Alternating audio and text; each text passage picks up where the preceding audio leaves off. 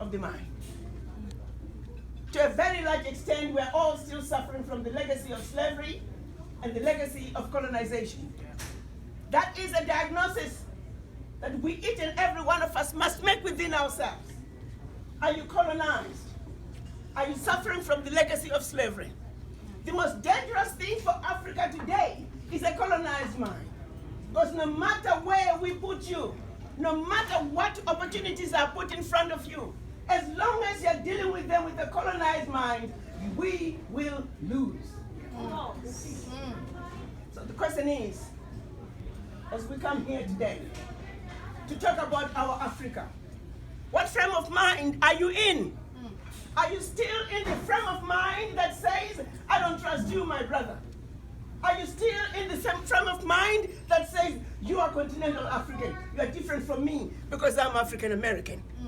Are you still of the same frame of mind that says, I have more money than you and therefore I'm superior to you? You see, we live in this wonderful country of the United States. We are surrounded by examples of what can be. I often say, ask for the voices of the Chinese diaspora, loud and clear. The Indians, the Mexicans, the Irish, the German Americans, Italian Americans, they are all very loud and clear. That's right. In this country, with the exception of the American Indians, everyone has their primary anchor outside the United States. And all other races, they celebrate their primary anchor, with the exception of us black people. That is true. We are too busy running away from our primary anchor. Yeah. If you deny your primary anchor, then who are you? Where do you come from? You just were dropped from nowhere? It is the biggest stupidity that I've ever seen. And yet, too many of us are too busy denying Africa. But whether you like it or not, my brothers and sisters, you see, whether you were born in America or you were born in Africa, if two men are passing by right here, people are going to say, who passed by here? They're going to say two black men. They're not going to say an African American. They're not going to say a Ghanaian. They say two black men, whether you like it or not. You are an African, so wake up. That's right. And accept that you are. The time to remain stuck on stupid is over. The reality is, our African leaders have approved what we are now calling the African Continental Free Trade Area. What that means is something that we have been trying to do for centuries. Going back to 56 years ago, when our Pan-African leaders met in 1963, they were trying to come together and undo the boundaries imposed upon us by the Berlin Conference. But sadly, when they went to Addis Ababa in 1963, they were divided thanks to the NATO allies who played games with the group that were the nationalists, the Monrovia group. The Casablanca group were Ghana, Guinea, Mali, Egypt, Morocco, Algeria, and Tunisia. They said Africa for the Africans at home and abroad, and African Union now. But because they were fewer, they lost. The nationalist says, oh, let's go slow. Let's not hurry into this one African thing. So they came with the compromise, which they called the OAU. Every year, the heads of states would meet twice a year. The issue of an Africa speaking with one voice was raised. And year in and year out, they failed to reach a consensus until March of 2018. Finally, they were able to reach a consensus. They agreed on a decision they are calling the African Continental Free Trade Area.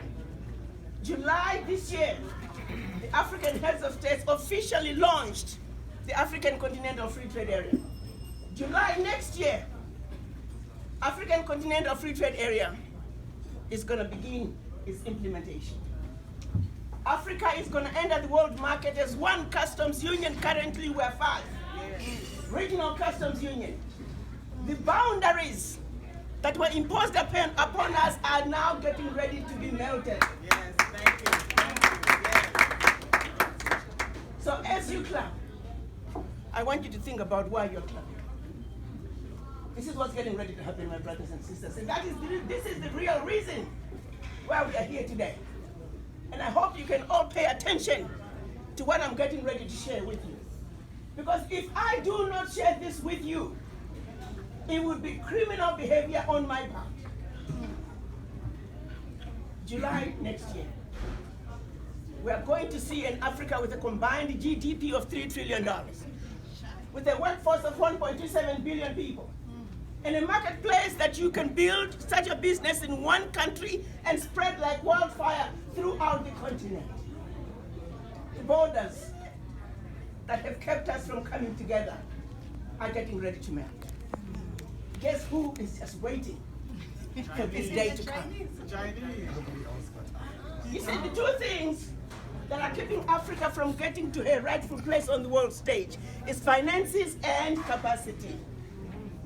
No amount of money put into Africa without the capacity will deliver the desired results. I often use healthcare. If all African American doctors and continental African doctors were to go home today, we're only going to meet about 30% of the need. So no amount of money alone will deliver a sustainable Africa that we want. The only missing ingredient is you and I. It is you and I.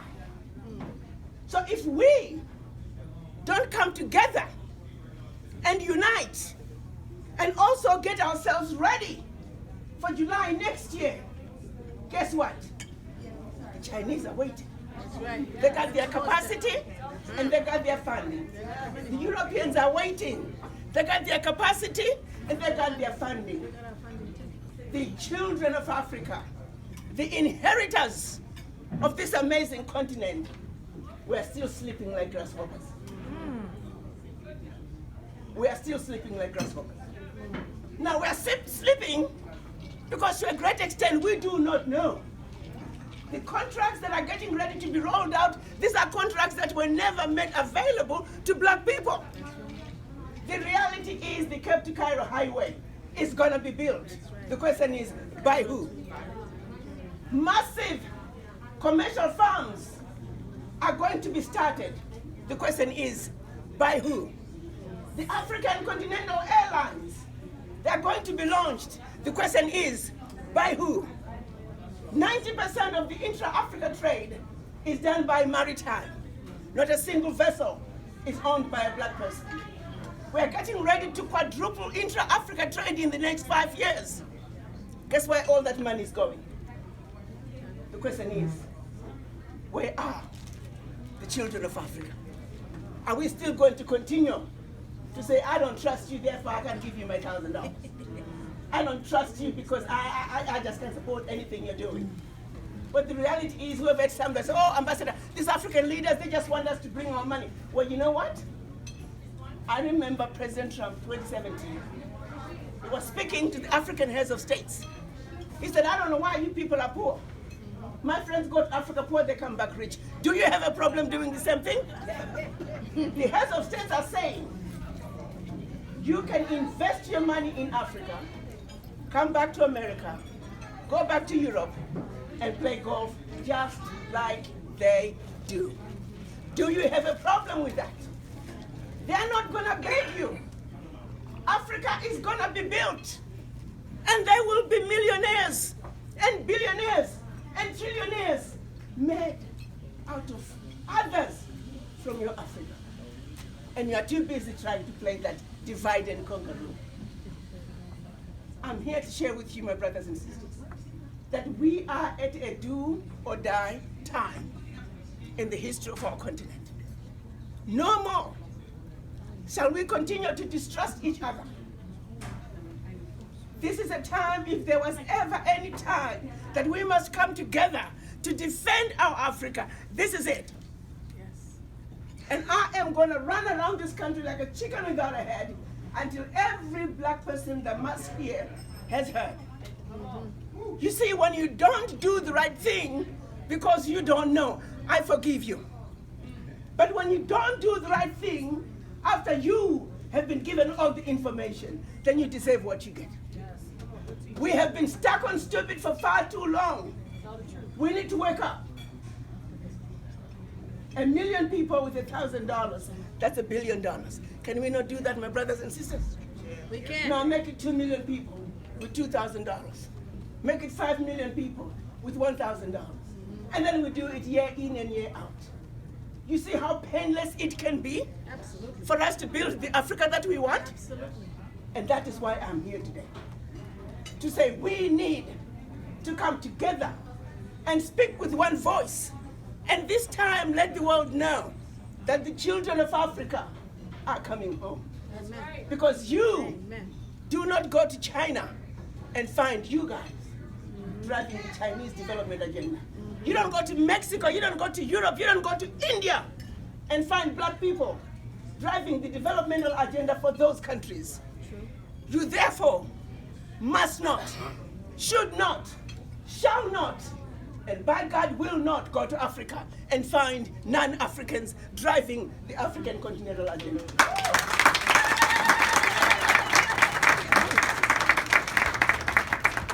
Unless, of course, you all choose to vacate that place that has your name. That place that says, Africa is yours. Play your part. Refuse to be divided. Refuse to listen to the lies that they have told us over the years. It is through our unity, just like the other races have done. It's not by accident that the Jews are as powerful as they are. They believed in each other.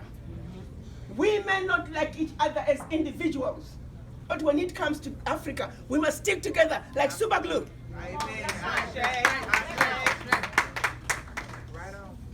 You see, we are suffering from a disease that I often say, we are not in the doctor's office waiting room. We are not even in the hospital regular ward. We are in the intensive care, my brothers and sisters. We are sick people, and we need healing. But for you to go to the doctor first, you must realize that you are sick. Most of us don't even realize that we're sick. Well, let me give you an example. If you didn't want to know how to diagnose yourself, are you sick and how sick are you? You tell me why. You all have heard the story of the white man's ice is colder. Two brothers are selling house. One happens to be white and the other one happens to be black.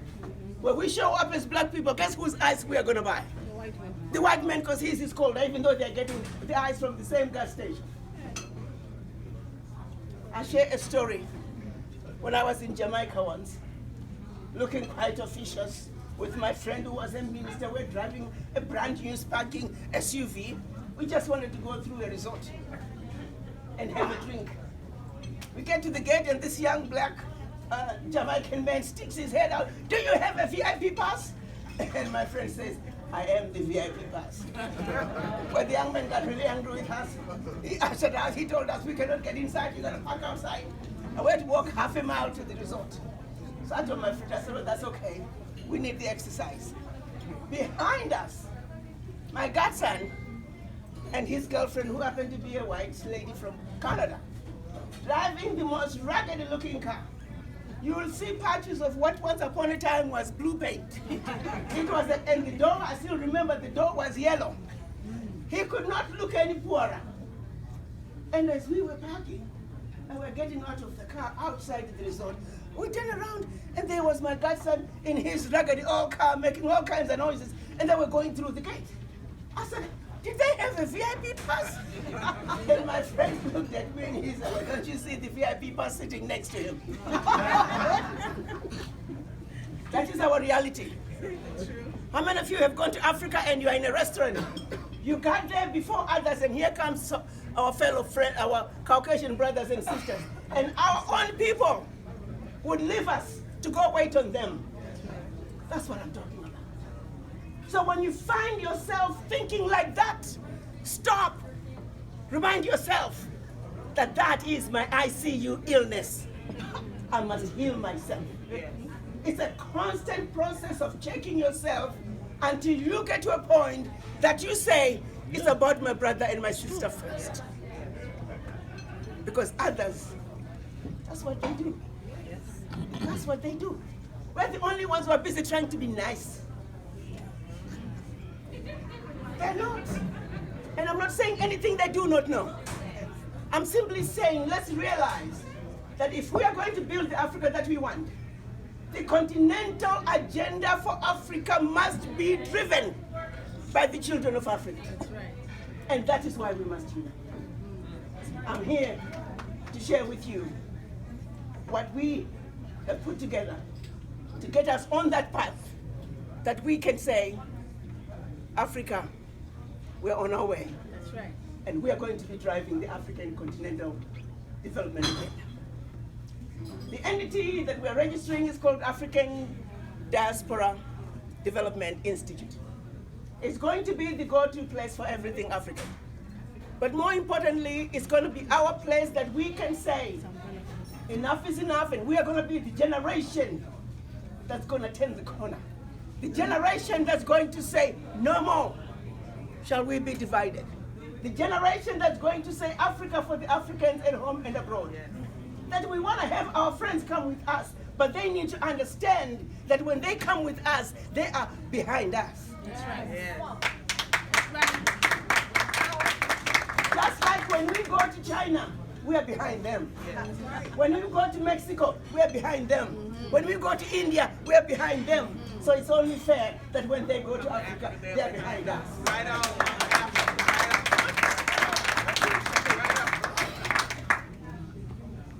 Two main things. We're going to need a database. It's in the process of being developed. It's called Bomberlink. It's like the LinkedIn of all black people around the world. We're hoping to have that launched sometime in January. We're also in the process of registering a fund in Mauritius, which is an African diaspora fund. It is this fund that we are saying, whatever money you have, starting with a minimum of $1,000, put it in there and let it go.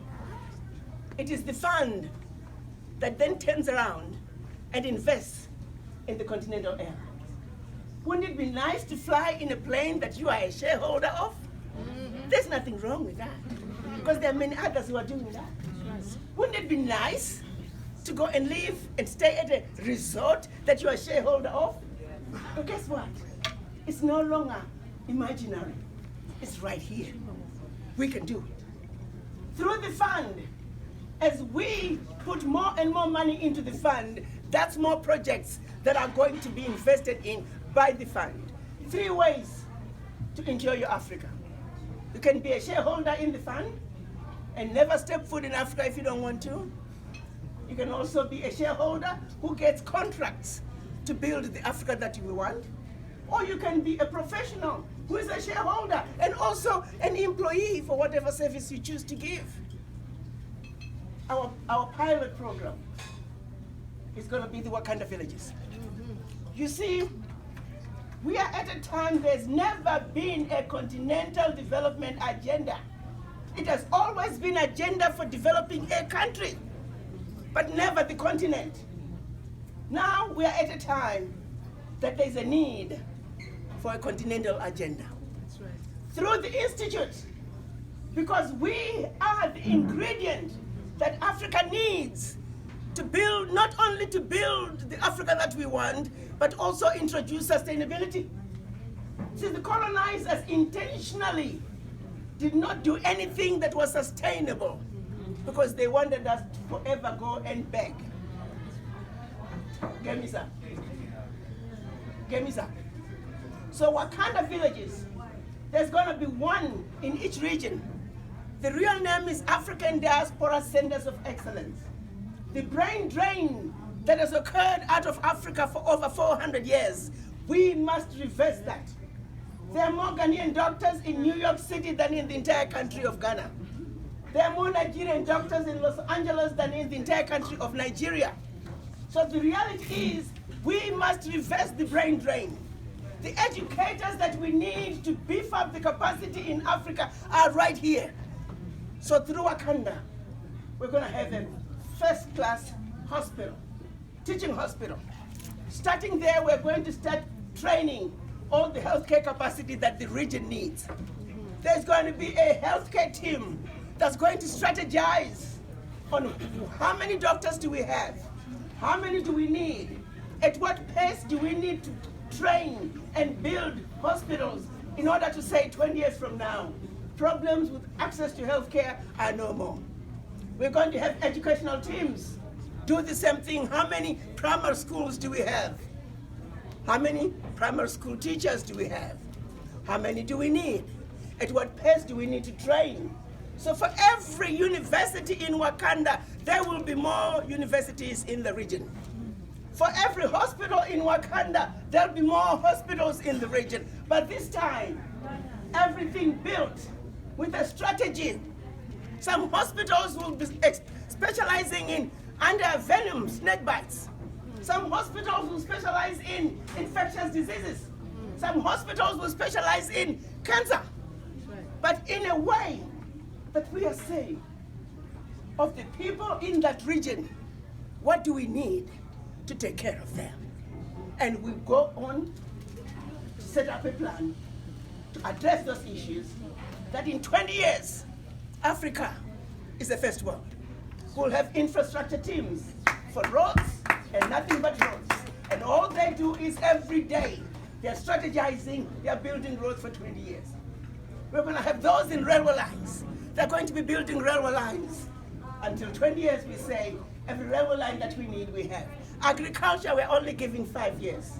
It's insane that a continent like Africa has to import food. Unacceptable, and I'm embarrassed every time I say that. That has to stop. 5 years, no more. No country in Africa should be importing food, because we will have our agricultural people organizing regional wheat production areas, regional rice production, regional maize production, regional chicken farms. Let's take our brothers and sisters in textile. I like to look nice in our African clothes, but the reality is, when we wear our African fabrics, we are promoting China, because all these fabrics are coming from China. We must have our own textile mills. We must manufacture our own fabrics. There will be regional textile manufacturing, and we will grow for that. So these regional teams are going to be tasked with the responsibility of developing our Africa in a measurable way, with a 5-year plan, 10-year plan, 15-year plan. Gali, by 20, we should say mission accomplished. Yeah. Can we not do that, my brothers and sisters? Yes, we can. Yes, we can. Is there anything that we need that cannot be found in the diaspora? No. No. Absolutely not. And all we gotta do is unite. That's all we gotta do. And all we gotta do is remind ourselves that the shackles of the mind are alive and well in me, and that I am going to have a serious conversation with the image in the mirror, that I refuse to be in the intensive care anymore from this disease. We must heal. And until that healing takes place, the building of the Africa we want will always be a dream. I like to see 5 years from now, millionaires coming out of your diaspora, because you will have invested in your Africa. Because if you do not become the millionaires, guess what? Others will. That's right. The choice is yours. Others will. Plain and simple. And if you're already a millionaire, we want you to be a billionaire. If you're already a billionaire, there's nothing wrong in becoming a trillionaire. Would you rather have others become all that out of your Africa? Yeah, right. You want to remain stupid? Go at it. But I want you to know, I am committed. I have told my husband, I said, give me 2 years. I am going to run around this country like a chicken without a head, and I'm going to tell my story. I'm going to let everybody know what is happening in our continent. And after I have done that, I will gladly lie in my grave, knowing I did what I could. And when I knew what I knew, I shared with my brothers and sisters. We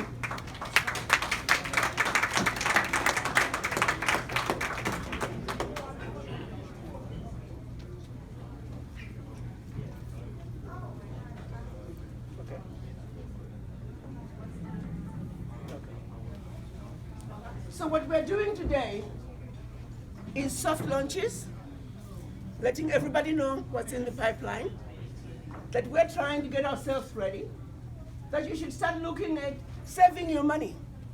Because sometime in February, first part of March, we're going to have the official launch. And when we do the official launch, you better be ready to jump in. That's right. You see, from what the money people are telling me, the first people to go in, their returns are going to be better because you're going to be in on everything the fund is going to invest in. Yes. Whatever time you join the fund, you also are part of whatever the fund does moving forward from when you enter. The money people know more about it. They will be there to tell you. There's going to be an investment team, which are part of ADDI, and they're the ones that are going to manage the fund. But for us, the investment projects are pretty straightforward. Everything is needed. And Wakanda is going to be where we all come together and build in a measurable way the Africa that we want. I hope I've explained to the best that I can what is going on at home in our Africa. That it is a new day. It is now time for us to get up and unite and once again say enough is enough. Let me say one thing, one last thing to the men. And I'm sorry if I'm going to offend someone. But the reality is when you look at what has been going on in Africa, I want to ask you men, why have you failed to protect us as your wives? Why have you failed to protect us as your children, as your sisters, as your aunts? You have sat and watched other men exploit Africa and you have done nothing. Nothing.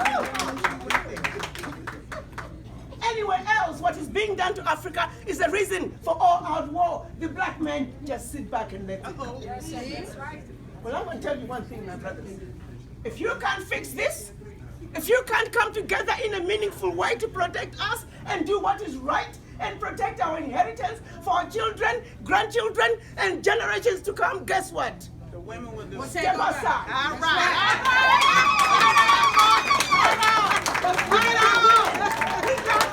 We the women will. We the women will. We the women will. We the women will. We the women will. We the women will. Because you know what? It's because enough is enough. Enough is enough. Enough is enough. Yes. Thank you.